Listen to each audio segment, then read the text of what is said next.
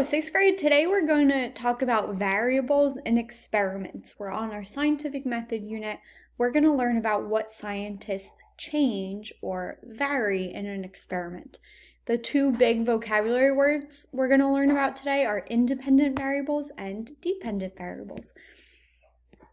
All right, so first of all, in this word, variable, what word do you hear? I don't know about you, I hear the word vary, and vary means to change. So if I vary my hair color, I'm changing my hair color. In an experiment, a variable is something that varies. It's something that changes. And there's two types of variables in scientific experiments. You have an independent variable and a dependent variable. I want you to think about it. What does it mean to be independent? And what does it mean if you're dependent? When I think of independent, I think of nothing else is affecting you. So if I'm independent to make my own decisions, I don't have to depend on anybody else.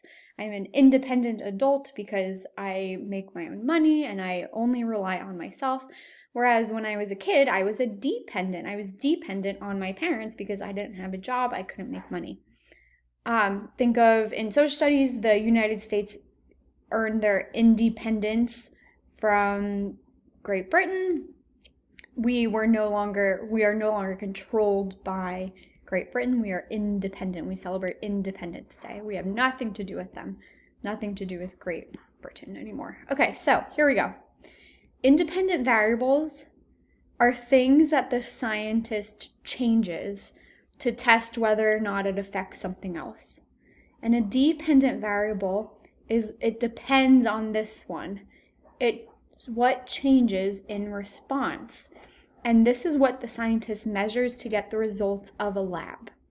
So the independent is what the scientist is manipulating and changing, and then they wait for something to happen, and the thing that happens is what the dependent variable is. So let's talk about an example. I love to grow tomatoes, and I want to grow the tallest tomato possible. I have all of the same variety of tomato plants, but I bought a bunch of them to see which one I could get to grow the tallest. I want to try using fertilizer to help. I've used fertilizers in the past. I know that fertilizers can help speed up plant growth, but I want to know what type of fertilizer to use to make my tomatoes grow the tallest. So this is what I did. I got 4 tomato plants. They were the exact same species. I put them in the same type of soil. I put them in the same area of my yard. Now, I want to test some fertilizers out, and I went to the store. I went to Home Depot, and these are the 3 brands they recommended: Earthlife, Dr. Earth, Life, organic and natural, and Greenkeeper's Secret fertilizer. Okay, so I'm going to pick up these 3 fertilizers. I want to see which one works the best. So what I'm going to do, I'm going to give one plant, I'm going to fertilize it with one brand. I'm going to fertilize this one with the organic brand. I'm going to fertilize this one with the Greenkeeper Secret. And then I just want to see, what if the fertilizers don't work and it's better to just not give them any fertilizer? This is called the control plant. I'm not doing anything to it. I'm just keeping it the same. And these 3 are the plants that I am going to be adding the fertilizer to. So over the course of 10 days, I water them equally. I also put them in the same area of my yard so they receive the same amount of sunlight. And then after 10 days, I'm going to look and I'm going to see what happened. So after 10 days, here are my results, and I could measure these and get some quantitative data. I could get some measurements. But just by looking at it with my eyeballs, I can see that this one grew the tallest. So that means that the Greenkeeper Secret worked the best. This one, it's the same exact as not giving any fertilizer, so that one seems to work the least best, and this one was the second best.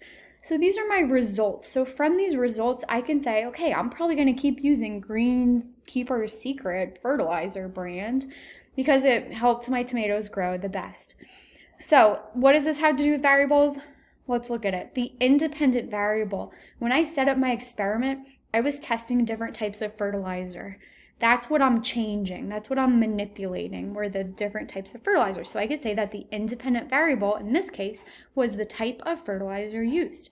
Now the dependent variable is what changed in response. This is what we measure. What did we measure in this experiment?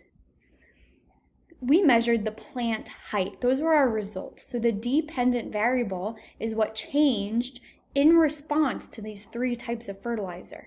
What changed in response? The plant's height changed in response. The plant's height is the dependent variable. It depended on the type of fertilizer. And this is what I'm going to be measuring to get the results of my experiment. This is answering my scientific question, that this one worked the best because it had the greatest height.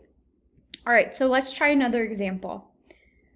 All right, so let's try identifying the variables in this experiment. All right, this is a bug repellent. You ever use this? Maybe if you go hiking or camping a lot, you want to use some off bug repellent. That's the brand I use a lot. Say I want to see if this works. Does it actually work, or do I really need to be putting on this stuff?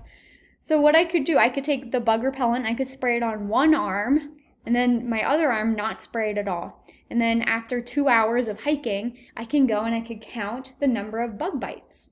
So let's see if you can identify the variable. What is the independent variable? What does the scientist change? And what is the dependent variable? Go ahead and type your answer in.